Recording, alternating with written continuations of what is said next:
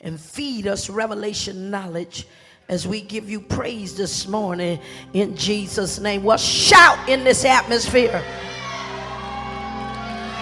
Yeah. You gotta understand, your shout is a warfare cry. Shout! Glory to God. Yeah.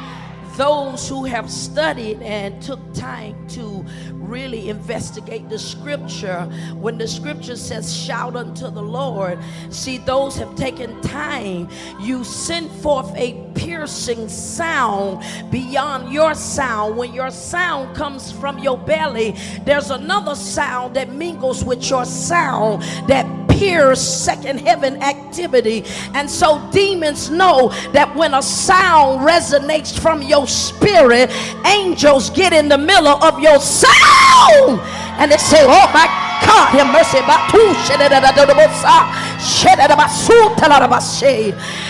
And here is what happened.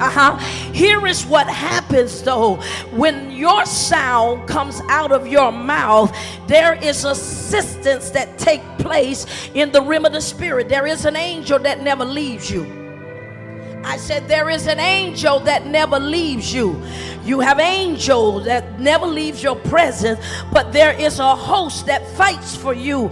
And when a war cry comes from somebody's spirit, the heavenly hosts literally get in rank to go and bust up activity hanging up over your head. So when I told you to release a shout, when that shout came from your spirit, whatever was holding up that belongs to you, angels assist to bust it, and it has to go. And then what needs to get to you, to get your answer to you, it comes through. That's why Daniel prevailed 21 days. That's what brought that angel on through.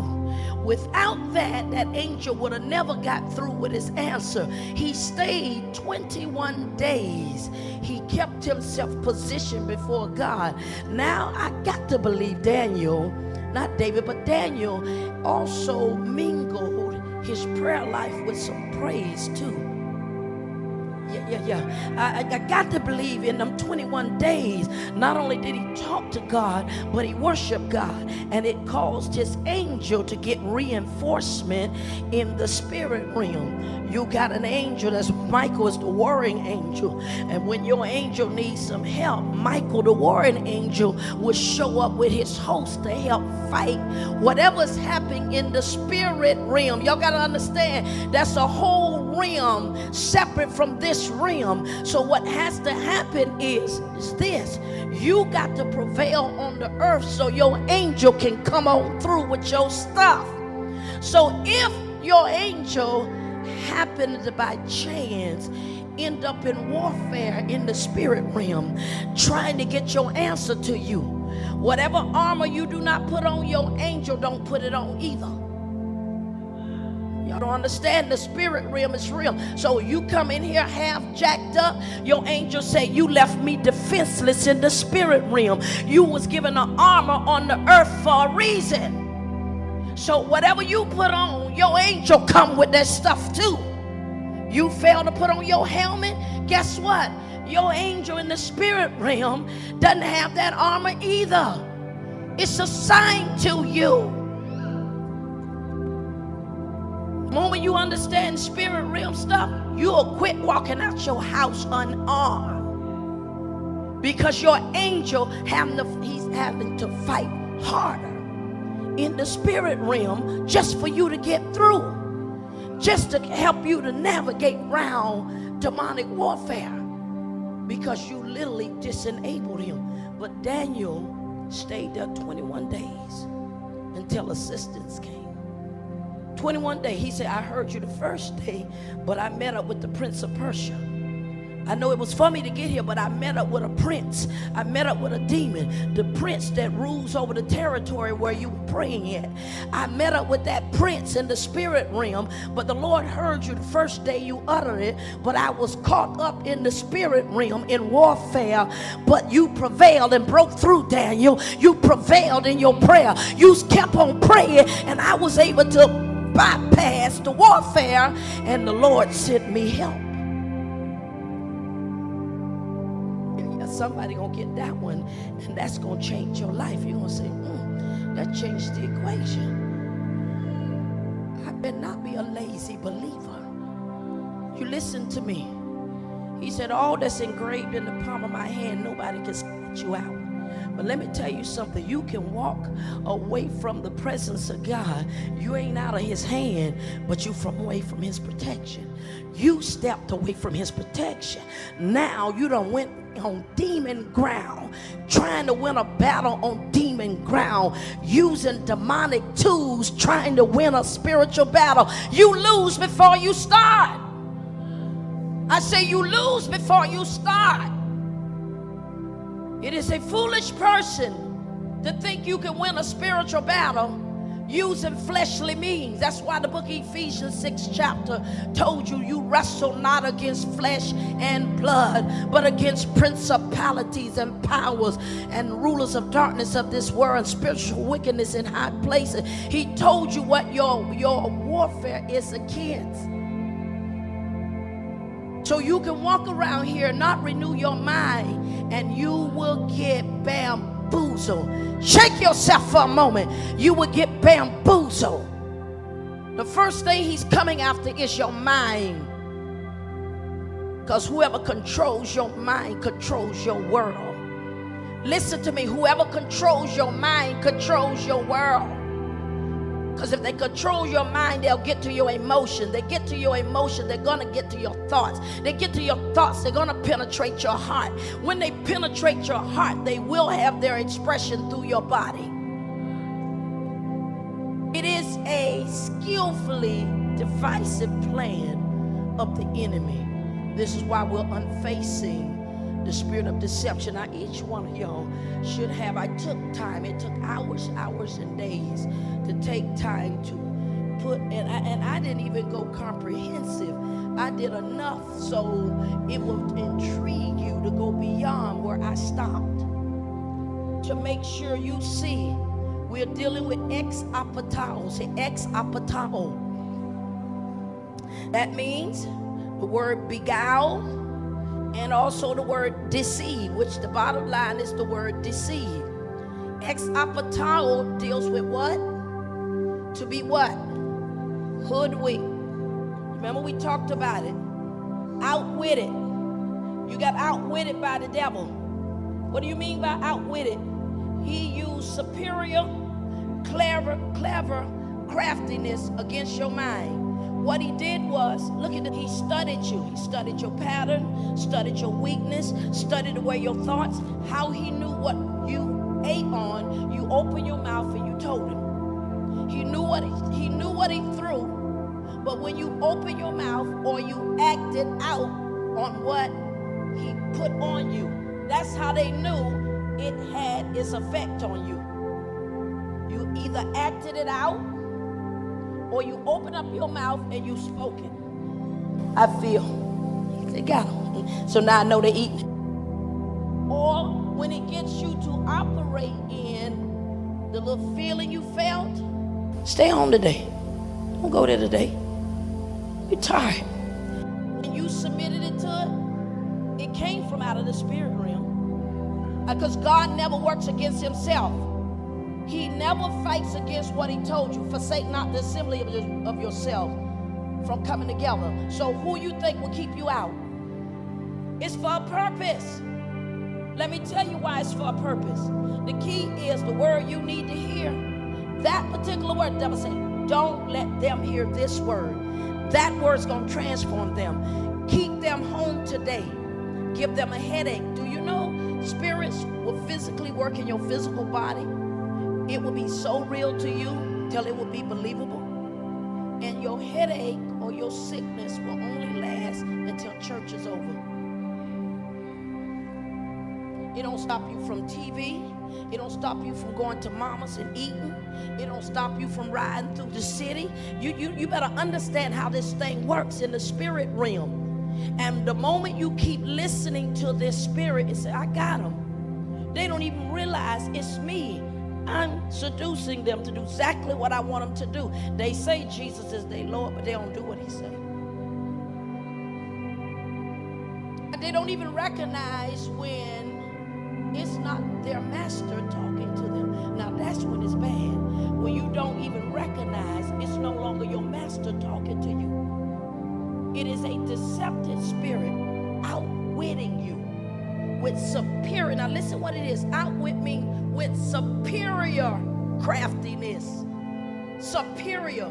That means he's so sharp and so intelligent with his mind. Even if you analytical and you are a thinker, he said, I'm superior because I came out of the spirit realm. I'm superior and I surpass the knowledge you come up with. So the only way you can defeat him, you have to stick with the word. That is the only thing that trumps superior knowledge. Truth. Say Exapatao. Say it means to seduce completely. All right, let's look at your timeline. I want to say now, I need you to write this on your paper because this is the particular spirit. It emphasizes the impact of deception. Say Exapatao emphasizes the impact of deception. That means the full weight of what deception does will begin to run through your life. Now, I want you to look. If you do not have your timeline sheet, get your timeline. I took the time to labor because I really wanted y'all to see how this spirit runs a long thread. We're in the 15th chapter, 2 Samuel, 15th chapter, but I'm going to bounce back and forth. We've already dealt with King David. I want you to read 2 Samuel 12, 9 through 12. 2 Samuel 12, 9 through 12. 2 Samuel 12, 9 through 12. Okay, ready? Yes, I'm waiting. Timeline.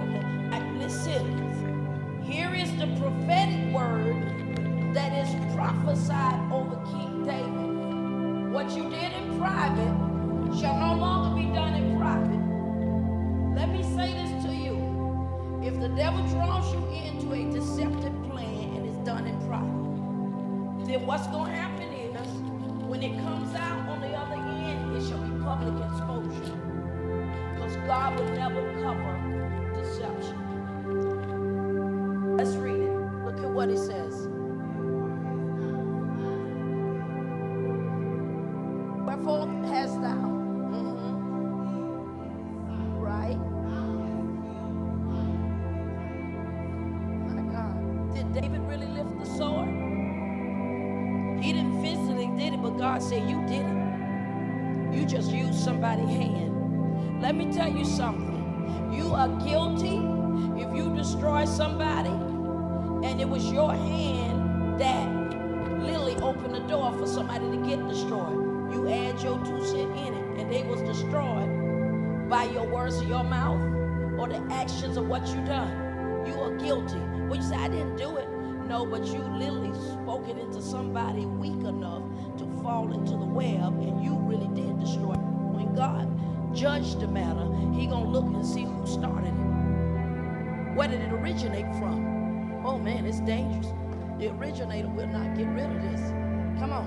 And has taken his wife to be thy wife. What you say, and you took his wife. Now God said that was his wife. But you took her to be your wife. I don't even acknowledge her as your wife. You took his wife. You killed him with the sword and you took that man's wife and made her your wife. Oh boy. Come on here. And has slain him with the sword of the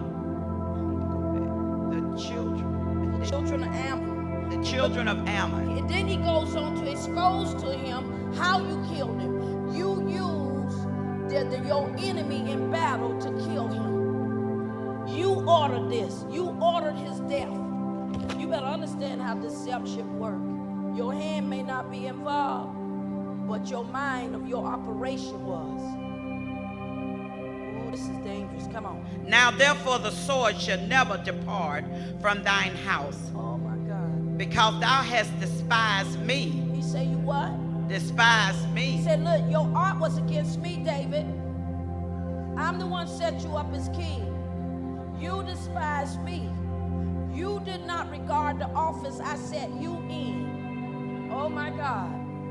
Then he said, you killed the man, and you used somebody else's hand to do it. Then you took his wife and made his wife your wife.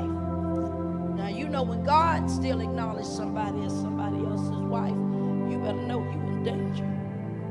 And hast taken the wife of Uriah the Hittite to be thy wife. Oh my God. This said the Lord, behold, I will raise up evil against thee. Thus saith the Lord. Now pay attention. Behold, I will raise up evil against thee out of thine own house, and I will take thy wives before thine eyes, and give them unto thy neighbor. What? And he shall lie with thy wives in the sight of this son. He said, okay, you did it in private, but here is the word of the Lord over you. I'm going to make it public. Your wives and your family line going to be taken. And it's going to be done in broad daylight. That's what happened to Tamar. You don't think everybody knew about that? Because it got back to the king. It got back to the king what had happened. But he did nothing about it. Finish 12. For thou didst it secretly. What? For thou didst it secretly. But I will do this thing before all Israel and before the sun. Now listen to me. Nothing in private will go uncovered. Any private meeting, any private situation that you got yourself involved in, and you offered your little piece in private. He said, oh, you did this in private. It's going to come back. And whoever you did it with, now listen to me, if you did it with your blood, it's going to come down your bloodline. But if you did it with somebody who was not your natural blood, then that means whatever you involved in, that same deception is going to come back at you. Let me show you how David opened it to his kingdom. Can we walk the timeline? Amen. Let's hit. You see the first block? David slept with Uriah's wife in an attempt to cover it up in private. You see where those scriptures are. Second block. King David makes Uriah what? A victim of deception. You see where those scriptures are. You already went over this. I'm just kind of rolling through. Block 3. King David opens the door for deception to infest his kingdom. Let's go there and read it. Let's go to 2 Samuel 11. See, when you involve not only your family, but you involve somebody out your family line, you just open up the door for deception to hit you more than one way. King David opened the door when he involved Joab. When Joab was involved, he opened the door. Deception flooded his kingdom now. It didn't just stay in his family line. Now, let's see how this thing went all the way to the thread of his kingdom. And it came to pass in the morning. Start at the 11th verse. Let me see, is that the one I want? Yes. Yes, that's what I'm for. Verse 14. 14 to 16, and then 18 to 21. And it came to pass in the morning that David wrote a letter to Joab and sent it by the hand of Uriah. And he wrote in the letter saying, set ye Uriah in the forefront of the hottest battle, and retire ye from him, that he may be smitten and die. And then 18. Then Joab sent and told David all the things concerning the war, and charged the messenger, saying, when thou hast made an end of telling the matters of the war unto the king, and if so be that the king's wrath arise, and he say unto thee, wherefore approaches ye so nigh unto the city when ye did fight? Know ye not that they would shoot from the wall? who smote Abimelech, the son of Jezreel? Did not a woman cast a piece of a millstone upon him from the wall, that he died in Tebez? Why went ye nigh the wall? Thou say thou, thy servant Uriah the Hittite is dead also. Now stop right there. Now here the commander knew David is a warman. He's a worshiper, but he's a warrior. He understood the kind of man he was serving. He understood, oh my God, when he says to you, why I put these people in a place that I knew for sure they would die, here's what you would tell them at the end, because this is what you really wanted. You wanted Uriah dead. Make sure you tack on there and tell him, and Uriah, your servant, is dead. Watch David's response. That he knew David would be angry because you got my men killed. David never loved, he never wanted to lose one person. But for the sake of killing and covering up his deception, I'll overlook this. Leaders, you have to watch out this. You can become a victim to this spirit of cover up. You can look at deception and see it and cover it up. When you do it, you have just sealed your fate. It will not leave your life now. It will wait for you, and it'll wait for you to be in position, and it will uncover. And that spirit will start to show up. People will show up on your job underhanded, stealing money, taking stuff. I mean, you ain't gonna be able to trust your back nowhere. You know why? Because you opened the door to deception. Look at David. Oh my God. So the messenger went and came and showed David all that Joab had sent him for. And the messenger said unto David, surely the men prevailed against us and came out unto us into the field. Just to save time, go down to the point to see what David said about. Then David said unto the messenger, thou shalt thou say unto Joab, let not this thing displease thee. Don't you be discouraged by this. See, because you done told me what I really wanted to know. I needed to know, was my cover up covered up? And now that Uriah's dead, by no chance will this thing be able to uncover now. Because I done killed it. And now I can take his wife, and it can look like it's the normal, natural thing. I married her, and she got pregnant right away because she just had a cycle. Oh my God. This is, now when you get very elaborate in your deception, you have just loosed one of the most hellish spirits through your line. He has just opened the door. Now pay attention, somewhere else Joab is going to come up, because Joab now was his head commander. Now it's in his kingdom. It ain't just in his bloodline, it's in his kingdom. Oh, wait till it unravels. It's going. Now let's go here, go to block 4. You see, deception, in order to get delivered from it, deception must what? You can see that on your own. Read that later. And listen how he's confronted. Now pay attention to this, because the devil will try to duplicate what God does. When God is ready to set you free, he will send somebody from his kingdom. When the devil wants to hook you up, he will come to you when you're in a vulnerable place. Let me show you the two.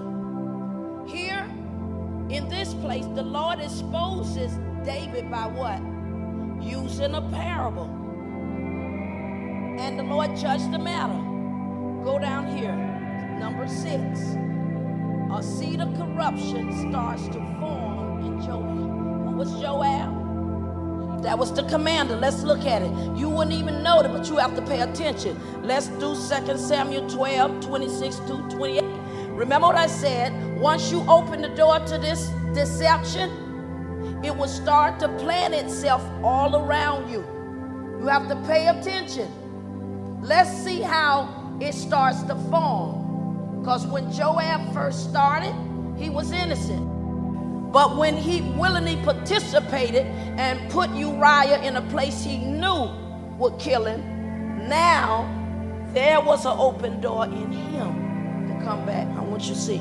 Let's go in here. You're going to see how the door to the demonic was opened up in David's life through Joab. Let's look where the seed was formed. 2 Samuel 12, 26 through 28. And Joab fought against Rabbah of the children of Ammon and took the royal city. And Joab sent messengers to David and said, I have fought against Rabbah and have taken the city of waters. Stop right here. Now notice, this is David's head commander. You're not supposed to be operating for yourself anyway. So whatever victories you win it in the name of your king. I want you to pay attention to what happened. See where his mouth started to expose his heart. And so what ended up happening, he goes down there in a very prestigious place and he wins the city of water. Let's keep reading. Now therefore gather the rest of the people together and encamp against the city and take it, lest I take the city and it be called after my name. Oh, wait. Now I want y'all to see the seed. Now you ain't, number one, you representing the king. How is it going to be called after your name? Unless something crooked done got inside you. You opening up your mouth, you starting to talk. When you are representing someone else, you're not representing yourself. So whatever victory is won, you won in the name of the person you serving. See, here is the beginning of the form of the seed, but it didn't look like that. He said, you come on down here. Wait a minute, you the commander. You the one got the army with you. Y'all go on in there. You already just conquered it. Go on in there and finish the work. If the heart is right, you ain't gonna take the victory nowhere, will you? Amen. Come on, if the heart is right, he said, but you come on down here, lest all of this be accredited to me. Now that seemed real, he really wanted his king to be seen. Well, but let's see. Because see, when that thing started to form in you, you don't realize that it's a very dangerous place when you start to get influence. You can fall subject to this spirit because you can start to undermine and cause deception and turmoil in the house because a seed is in you wrong. Okay, let's go. Let's look at the next block. And did you say, okay, that's good. Now let's go. 7th block, King David gives occasion for his son to go war with each other. Let's go here, 2 Samuel, look, 13, 1 through 6. He gives what? An occasion for his sons. By him operating in deception, let's see the occasion he calls within his sons. And it came to pass after this that Absalom, the son of David, had a fair sister, whose name was Tamar, and Ammon, the son of David, loved her. And Ammon was so vexed that he fell sick for his sister Tamar, for she was a virgin. And Amnon thought it hard for him to do anything to her. But Amnon had a friend whose name was Jonadab, the son of Shineah, David's brother, and Jonadab was very subtle man. Stop here. Now this is the nephew of David. This one is very, now look what he say. He's a very subtle man. He's very crafty. Since Amnon could not come up with a plan, here David's brother, his nephew, he comes up with a skillful plan. Here is how you do this. Now this tell me this man was so full of deceit that he worked plans against you. Be careful you ain't got folks around you who work plans of deceit. These are the thinkers of it. They think it up. They think the plan. They put the plan together. You got some people who can't put it together, but they can carry it out. But then you got those that can put it together. Very deceptive. It can destroy your business. Listen to me. If you get somebody in your business who is jealous or they undermining you, they talk about you behind your back, let me tell you something, you better get rid of them, because that thing will infest your business, your classroom. If you perceive you got parapro in there and they crooked, ooh, they try to set you up. You give them assignment to do, they purposely botch it. You better watch it, baby. You better get that person out of there. You better go to prayer and say, Lord, they got to be moved immediately. Immediately they got to go, because what's going to happen is they that don't have a teaching degree going to cause you to lose yours. Oh, y'all better understand how this thing works, baby. Wherever craftiness is, it doesn't just stay in the church. Don't just think church, baby. Deception comes outside of the church. See, it came outside of David's family. It's in his kingdom. Wait till we walk the timeline and see how deep and entrenched Exapatao is the full impact of deception. It will destroy you. Every time you think you done built something, that spirit will tear it down.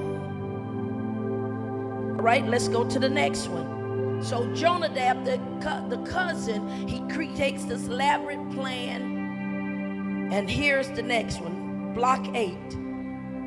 Tamar becomes the what? Victim. You remember I told you Exapatao is, it makes you a victim of deception. When this spirit is in operation, he or she is innocent, but because David is blinded. Let me tell y'all something. You can get blinded by family, and you can get blinded by friends. That's why you got to stay kingdom. If you don't stay kingdom, you will get sucked in a deceptive plan, and you won't even know you sucked into it.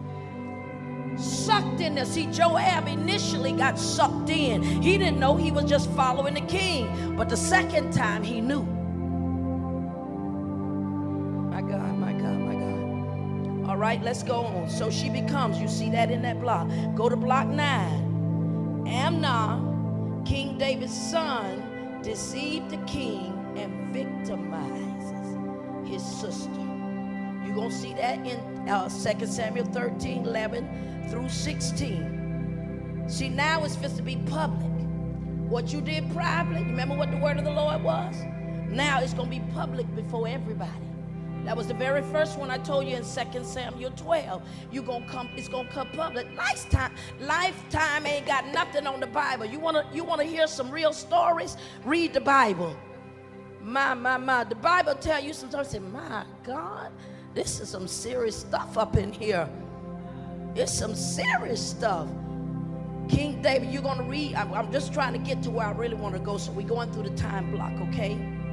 Now, let's go to block 10. King David's son, Absalom, sees his sister has been violated and conspire a plan to kill. Let's go to 2 Samuel 13, 18 through 20. Now, look at where the seed of deception is planted in Absalom. Now remember, the seed of deception is planted in Joab. He gives away with his mouth. He said, come on down here, lest I get the credit. This city be named after me. You ain't supposed to be fighting for yourself, no way. Now let's look at Absalom. Here's the son. I want to show you. He has opened the door to both places because he sent the messenger out there with a letter. So you now involve an innocent person into your deceptive plan. You open the door to this. And she had a garment of divers colors upon her. For with such robes were the king's daughters that were virgins apparelled. Then his servant brought her out and bolted the door after her.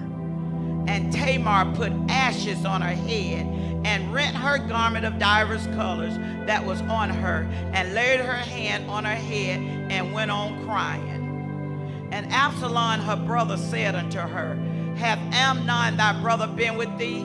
But hold Stop now. right there. Now, how would he have known that just because she was crying? Let me tell you how. Every virgin wore a coat of colors.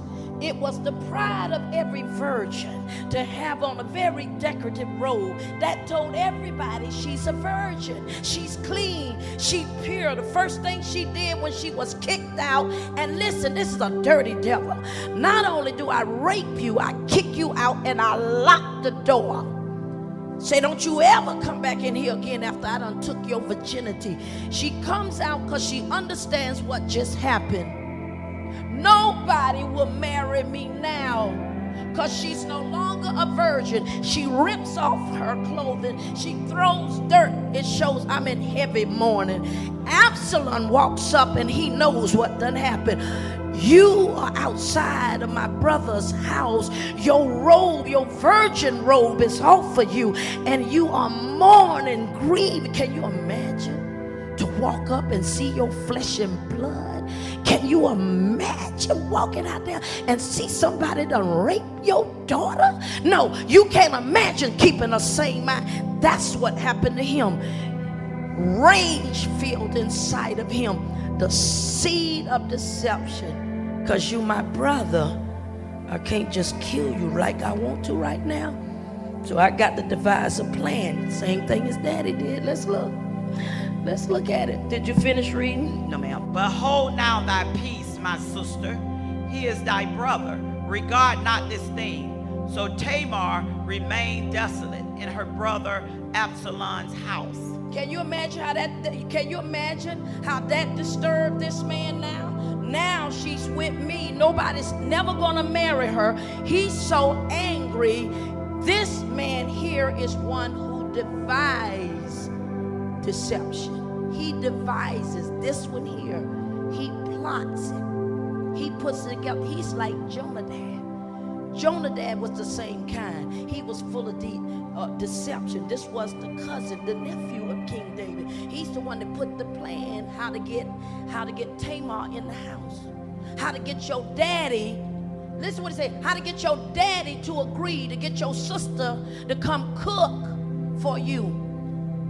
Play real sick in the bed and say this, and please let her cook the cake so I can see her. What do you care about? Why do you have to see her for her to cook the food? See, you got a plan in your heart. I want to see this young 18-year-old. Can you imagine everything tight, tucked, pulled, lifted, ain't nothing out of place? Everything is right where it was supposed to be. See, I want y'all to paint the picture just like it is. She is tender, tucked, fresh. Probably her skin look immaculate because she the king's daughter. Now you got to understand, they took care of their skin. They bathed their skin in all of these different oils. So can you imagine her skin probably look immaculate? Her hair probably, because she probably had, all them little concubines in there. Somebody had to brush that baby. And y'all, I want you to paint the picture the way it is. So the scripture says she was so fair to look at. She was so absolutely gorgeous. Amnon was sick. Now you got to be desperate. He's sick. This is why daddies got to watch their daughters, because when they nice, tender, and tucked, they ain't thinking the way a young male think. They ain't even got a clue. So you got to have somebody in place to watch you. David, nothing came to his mind because he was full of deception too. But now the prophecy is about to unfold before him. Is it making sense to you? The timeline of deception. Okay, where did we stop at?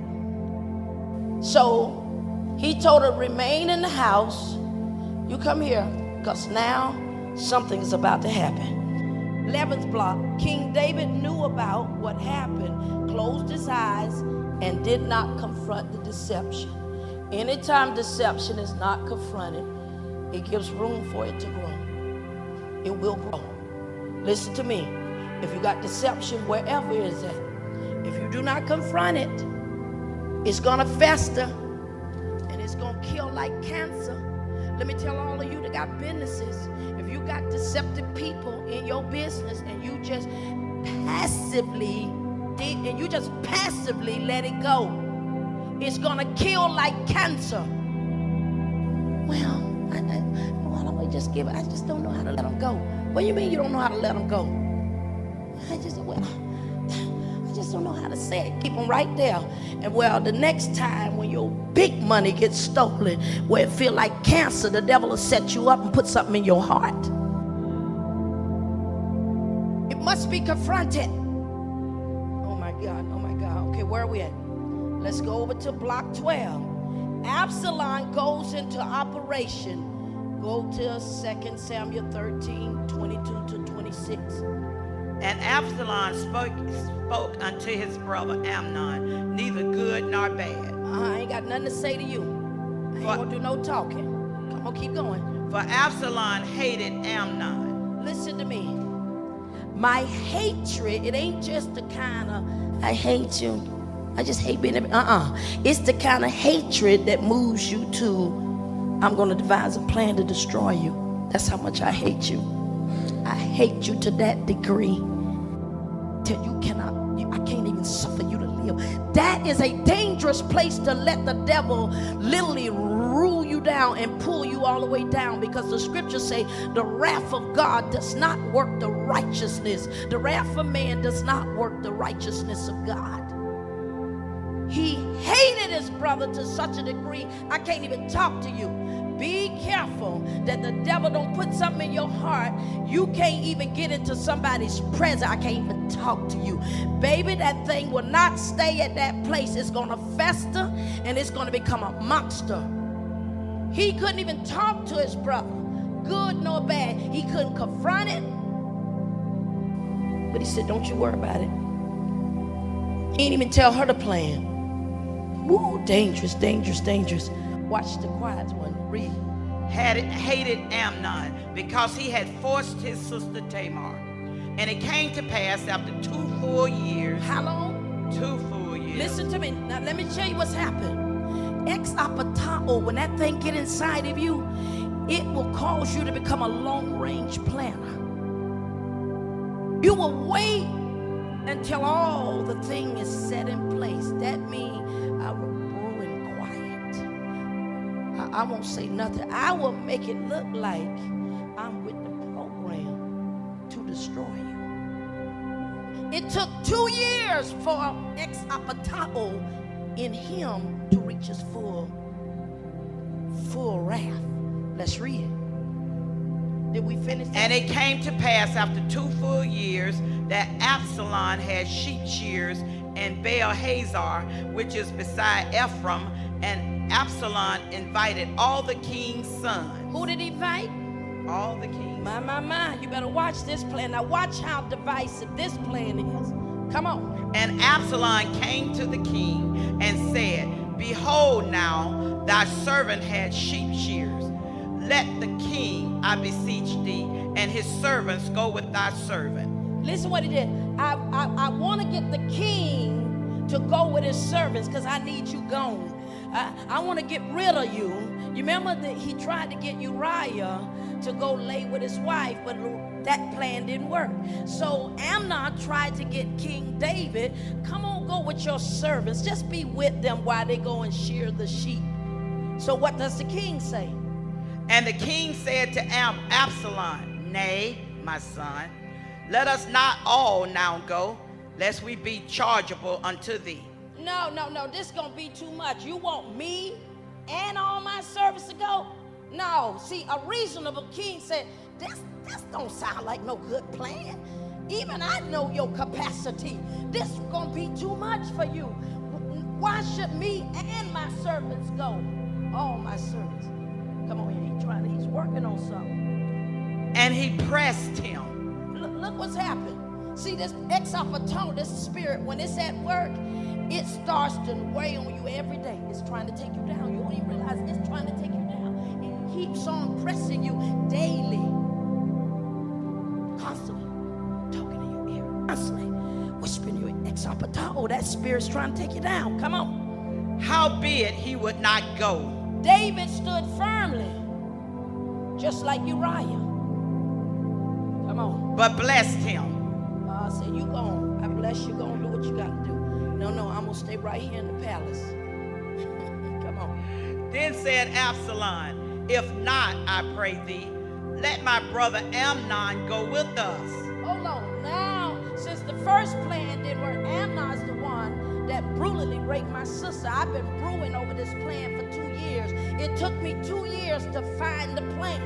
well, since you're not working with my first plan, can you imagine? I believe he already thought, if the king don't go. Say that. He knew his daddy. He knew how his daddy ruled. He knew his daddy wasn't going to go. So they gave him an opportunity to suggest that Amnon go. Oh, here. See that analytical mind? I love it. I love it. Can you imagine? He already had another plan in place. Now he comes very pacific, just like King David. Put Uriah in a place you know he gonna die. Okay, I really don't need all these brothers, but here's who I really want. Because I know you gonna protect, because you know, I know what done happened. All of us know what done happened, because this is public. And Amnon, come on and come. What do the king say about this? And the king said unto him, why should he go with me? Can you look? I like how you said that. You can't. Now even the king, it sprung something. Why? What do you want him to go for? Why is it that you need Amnon? Can you imagine? It's creeping back up in his mind. Oh boy, I don't know. This is a good plan or not to let Amnon go. You got to understand, Amnon is the oldest. He's the one is in place, set for the next one that will rule on the throne. The oldest person is supposed to rule the throne. Why should he go? See, can you imagine? David probably thinking in his mind, I know that Absalom, he was like this as a child. He holds stuff till the dirt is worn over. He don't let stuff go real easy. So why should Amnon go? Well, let's see what he say. But Absalom pressed him. Oh my God. That he let Amnon and all the king's son go with him. Listen to me. Can you imagine? He probably was the same way as a child. He pressed his father and pressed his father. He worked till he got up under his father's skin. Now the plan is in place. He worked him until he was able to release Amnon. Did you get to the 26th verse? You remember I put down there, he did exactly what his father did the first time. The first plan didn't work. We go to the second one. Go to block 13. Absalom steps up his plans of deception. Let's look and see. Same thing his father did. Let's see. I told you, when deception get in this bloodline, if you do not kill it in you, it's gonna show up in your children. 2 Samuel 13, 27 and 28. Let's look at it. But Absalom pressed him that he let Amnon and all the king's son go with him. Now Absalom had commanded his servants, saying, mark ye now when Amnon's heart is merry with wine, and when I say unto you, smite Amnon, then kill him. Fear not, have not I commanded you? Be courageous and be vigilant. He brought his servants, listen to what happened. He brought his servants up under an evil influence. Same thing his daddy did. Got Uriah drunk, but because Uriah was righteous from the inside, he had a cause. I can't go do this even drunk. Here's Absalom said, let's make him real drunk. And when he's real drunk, can you imagine? He probably thought, now Amnon is strong. I don't think we can lick him if he got a straight head. So let's get him drunk. I want y'all to see how that thing. Look, we better get him so intoxicated he can't even see you to hit you straight because he's so drunk. I'm telling you, Lifetime ain't got nothing on the Bible. He say, and when he's what? And when I say unto you, it say, mark ye now when Amnon's heart is merry with wine. And when I say unto you, smite Amnon. Now, get him where he ain't got a care in the world. Set him up that he's so drunk, he's so intoxicated until his guards are down. That way he said, let his heart be so merry, his guards are down. And when his guards are down, he won't even know you fist to strike him. Y'all better understand, Exapatao. It like to get people at a disadvantage. That spirit will get in and it will destroy you. When you don't even see it coming, bam, and destroy them. God have mercy. You see how dangerous? This spirit emphasizes the impact of deception. You don't just stop there. All right, let's go on. Did we finish the twin? Did we finish that? Okay, go ahead. Look, Absalom. Notice what happened. Absalom, servants involved in the plot. Same thing David did. Let's look at his 2 Samuel 13:29. And the servants of Absalom did unto Amnon as Absalom had commanded. My God. Then all the king's sons arose, and every man gat him up unto his mule and fled. Now understand, now we just go back to the camp. Here we going back to the camp. A messenger brings David, all your sons are killed. Who brought that lie? Who brought that lie there? Had the man all worked up. Jonadab knows the inside scoop on the deception. Who's Jonadab? Jonadab is the one who devised the plan for Tamar. It's the cousin. He seems to know. You know what? Because he knew what was going to happen before they even left.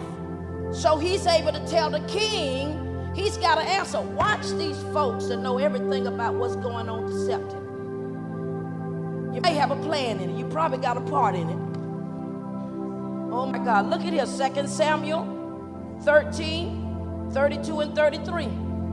And it came to pass, while they were in the way, that tidings came to David, saying, Absalom has slain all the king's sons, and there is not one of them left.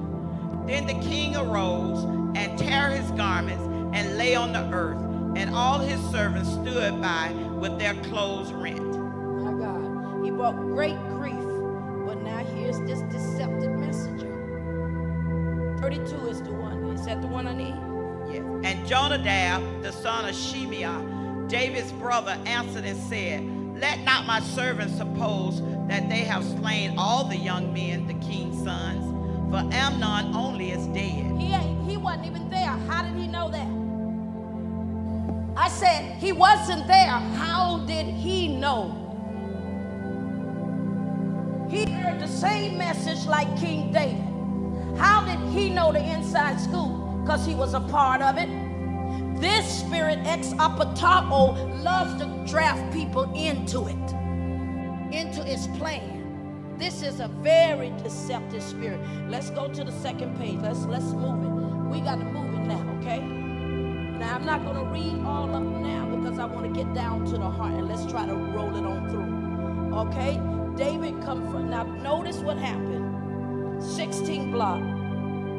David is in conflict in his emotions. He's in emotional pain. You're going to find that in 2 Samuel 13:36 through 39. I'm not going to read all of that. But Joab, here comes Joab, come again, the commander. He discerns, he picks up that King David is in turmoil. He takes advantage of him when he's in emotional pain. Look at what it said. Joab, King David's commander-in-chief, he goes into a deceptive plan and plans against the king. He gets a woman, he tells a woman, he puts the words in the woman's mouth. Now understand, Satan is fist to reduplicate what the prophet did. He brings before David a scenario that's just like his own. Here's Joab, the commander, tells the woman, here is what I want you to say. Say it like this. He uses the plan exactly what David just experienced with his own sons. I want you to go in there, act like a woman who is in heavy mourning. Don't put no makeup on. Don't look greased up. Look like you depressed. Look like you in need of the king to make resolution for you. And here is what I want you to tell him. Joab tells her explicitly exactly what to say in detail. But David picks it up. Let's look at here. Let's go up here. Because y'all going to read that on. King David discerns that Joab put this together in 18 block. Go down to, I think it's the 21st. Let's see if that's the exact verse. I just want to get Joab 2 Samuel 14, 18, 20. Just get to the one where the king asked the woman. And the king said, is not the hand of Joab with thee in all this? What? Say, even he done picked up. After all of this long rigmarole, here this woman, wait a minute, this sounds real like my case. What they tried to do is reproduce what God did in the king through the prophet. But what he did is a deceptive plan. He found a deceptive woman to come and reproduce what God did. But notice when he came, the prophet brought David to repentance.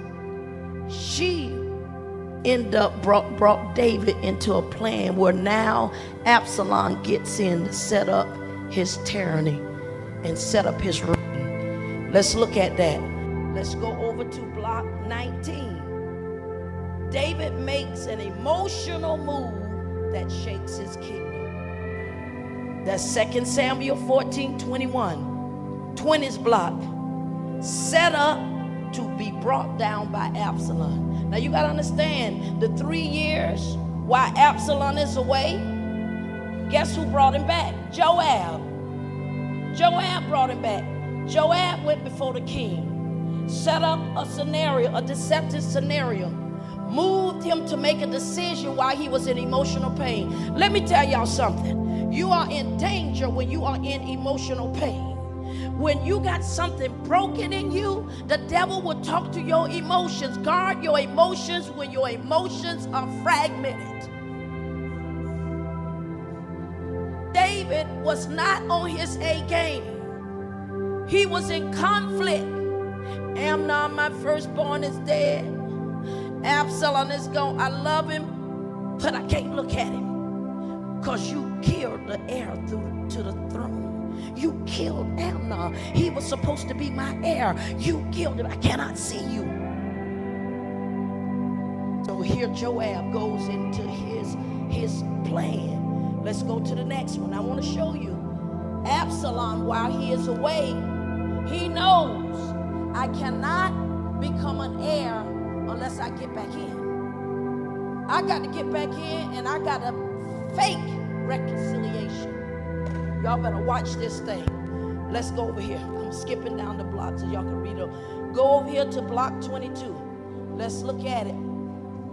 2 Samuel 14, 25 through 28.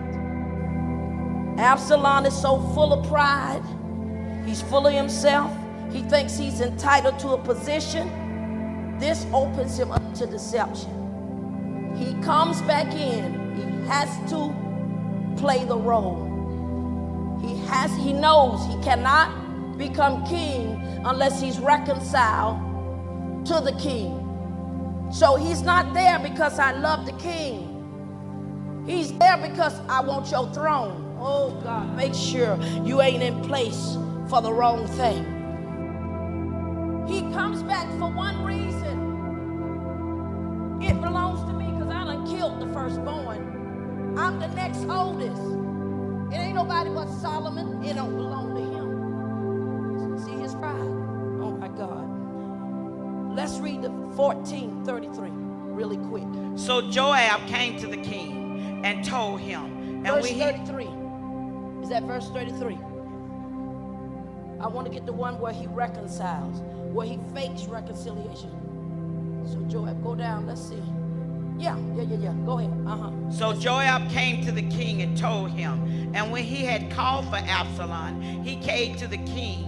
He came to the king and bowed himself on his face to the ground before the king. And the king kissed Absalom. He has to fake the role of a place of humility. He comes in, he plays it good. He knows I cannot become king unless I get restored to my father. I'm not being restored because I love my daddy. I'm not being restored because I want to be here. I want what you have. I want your throne. So he comes in and he fake humble. He was full of pride. But in order to get your stuff, I gotta act like I'm as humble as pie. 23rd block. Look what it says. Absalom gained public status before the people. He on purpose acted in a friendly, deceptive manner. Listen what he does. You can read that part on your own. He goes into operation. The king did not put him as an advisor. He put himself there. He goes and stands beside the gate. So when the people are on their way to the king, he stops and he calls out to them. He now began to marshal and begin to say, oh, if somebody would make me, the deputy here, I can do that. I can handle your problems. I believe I'll be able to answer it justly. Yeah, he campaigning. He was winning political power. Now listen what he did. He went to the extent, give me a hand, kissing the people. I see you've been so depressed. Ain't nobody picked it up. I don't know what's wrong with these people. He used affection. He hugged them. He kissed them. Can you imagine? Physical touch. As you touching somebody, something happened in the physical touch. Oh my God. And he did it to all the people. He stole the heart of the people. My God. See that 6th verse real quick. Lord have mercy. I got 2 minutes. Come on, y'all. Let's try to run. Let's see what. And it came to pass after that, Solomon. And on this manner did Absalom to all Israel that came to the king for judgment. So Absalom did what? The hearts of the men of Israel. He stole their heart. Now notice what he went to. He particularly went to the men. He gathered the men. He stole them. Absalom waits. Now look at what happened. Here's what I need you to read. 2 Samuel 15, 7 through 9. Absalom waits a full 40 years. After he's back in, look, I told you he's a long-range planner. Y'all better watch. If you got people around you that's around you for the wrong purpose, this thing is very deceptive. He's a long-range planner. He waited full 40 years. It took 40 years to get this plan. 40 years now. See, he's a long-range planner. Exapatao don't just get you immediately. It will plan a long-range plan. That means that spirit can work on your job for years. Y'all better hear what I say. It could be on your job for years. Have won you over. You don't think these people gonna do you in. Oh, God, have mercy. Exapatao, man. And you are convinced they wouldn't do this to you. You don't even see it coming to you. You don't even see this thing about to stab you in the back. Oh my God, Exapatao. This is a dangerous thing. 40 years of kissing them people, hugging those people, blocking those people from getting to the king. Don't you go to them pastors. Don't you tell them pastors nothing. You better watch that deceptive spirit. How dare you usurp authority? Now Absalom is usurping authority. He has placed himself as king in the lives of those people. And you're going to see their false agenda, 7 through 9. Let's go to the 25th verse. Here Absalom used the innocent to work his deceptive plan. Read 15, 10 to 11. Really quick. But Absalom sent spies throughout all the tribes of Israel, saying, as soon as you hear the sound of the trumpet, then you shall say, Absalom reigned in Hebron. Now, the 7 through 9 show he went to the king. Verses 7 through 9. He went to the king. He asked the king now, after he's in good, he's been there 40 years. Hey, can I go to Hebron? Hey, can I go up to Hebron? He has another plan. He's using affection. Y'all better see this. He's using affection and emotion to pull the people on his side. Do y'all see how this Exapatao is? It's so dangerous. People will win you with flattery. They don't really love you, but they, oh, I love you. Oh, you just look so. Come on. He goes to Hebron. He sends spies out. He said, here's what you want to do. When you hear this, when you hear the sound, I want you to announce, because I done won the people now. I need you to announce Absalom reign. Last verse, last block. I want y'all to read it on your own, okay? 2 Samuel 15, 12 through 13. King David's close advisors are called to Absalom's feast. Isn't that something? Ahithophel.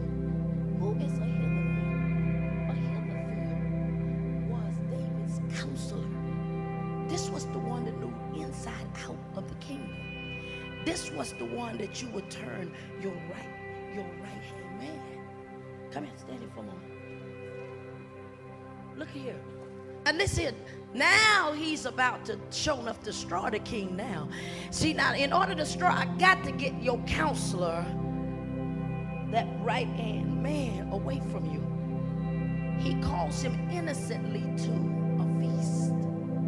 He doesn't know that he's about to be taken down. He calls him there a dinner of deception.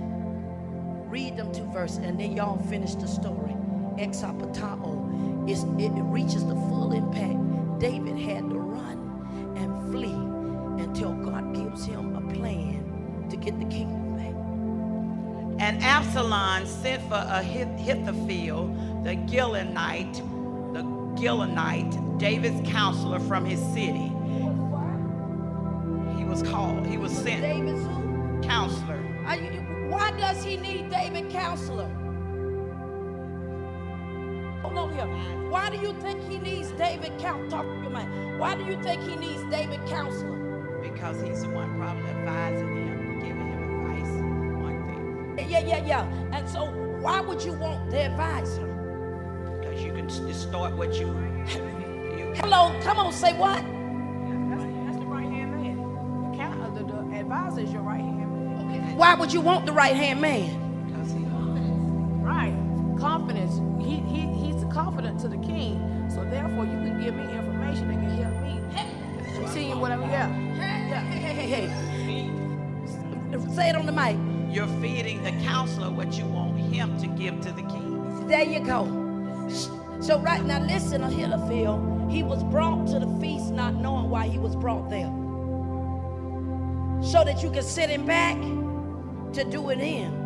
But somebody sent a message to David to tell David, they got your counselor. Your counselor is down there with your enemy. This is what he was really all about from the beginning. He did not come back here because his heart was with you. He came back because he said, I am the next oldest and I am the heir to the throne. So now since you won't give it to me, because you got to remember he was banished from the king. So as long as the people knew he was banished, nobody was going to touch him. He had to wait till he was back in the camp and wait till he built influence. And once he built influence, he began his divisive plan.